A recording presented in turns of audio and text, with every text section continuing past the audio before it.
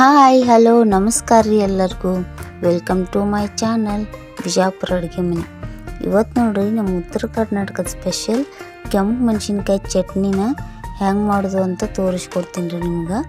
ಅದಕ್ಕೂ ಮೊದಲು ನಮ್ಮ ಚಾನಲ್ನ ಯಾರು ಸಬ್ಸ್ಕ್ರೈಬ್ ಮಾಡ್ಕೊಂಡಿಲ್ವೋ ಪ್ಲೀಸ್ ಸಬ್ಸ್ಕ್ರೈಬ್ ಮಾಡ್ಕೊರಿ, ಸಪೋರ್ಟ್ ಮಾಡಿರಿ.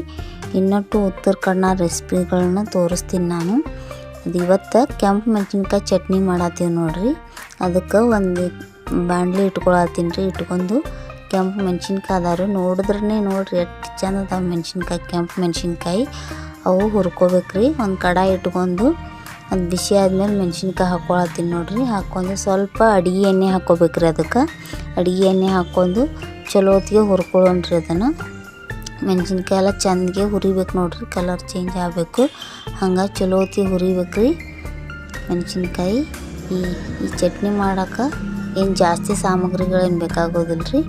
ಮೆಣಸಿನ್ಕಾಯಿ ಹುರಿದಾದ್ಮೇಲೆ ಸ್ವಲ್ಪ ಒಂದು ಗಡ್ಡೆ ಬೆಳ್ಳುಳ್ಳಿ ಸೋಸ್ಕೊಂಡು ಅದನ್ನು ಹಾಕ್ಕೊಂಡು ಅವು ಹುರ್ಕೊಳತ್ತೀನಿ ರೀ. ಹುರ್ಕೊಂಡು ತೊಗೊಂಬಿಡ್ಬೇಕು ನೋಡ್ರಿ.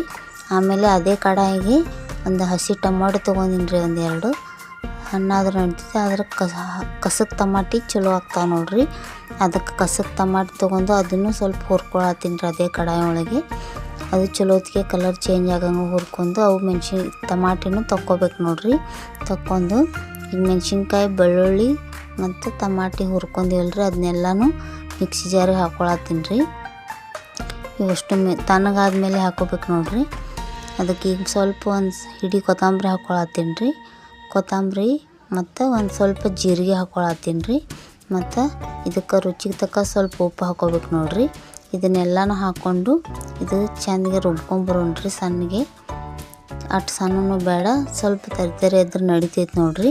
ಹಂಗೆ ಚಲೋ ಹೊತ್ತಿಗೆ ರುಬ್ಕೊಂಬಂದಿನಿ ರೀ. ಮೆಣಸಿನ್ಕಾಯಿ ಚಟ್ನಿ ರೆಡಿ ಆಗೈತೆ ರೀ. ಇದಕ್ಕೆ ಸ್ವಲ್ಪ ಒಗ್ಗರ್ನೆಗೆ ಎಣ್ಣೆನೂ ಹಾಕ್ಕೋಬೇಕು ನೋಡ್ರಿ. ಎಣ್ಣೆ ಹಾಕೊಂಡ್ರೆ ಸ್ವಲ್ಪ ಖಾರ, ಅಷ್ಟೊಂದು ಖಾರ ಅನಿಸೋದಿಲ್ಲ.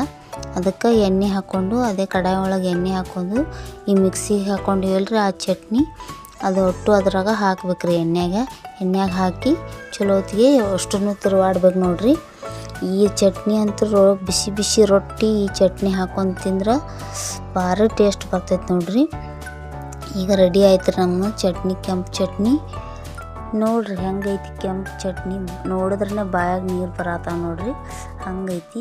ಈ ರೆಸಿಪಿ ಇಷ್ಟ ಆದರೆ ಪ್ಲೀಸ್ ನಮ್ಮ ಚಾನಲ್ನ ಸಬ್ಸ್ಕ್ರೈಬ್ ಮಾಡಿರಿ, ಸಪೋರ್ಟ್ ಮಾಡಿ.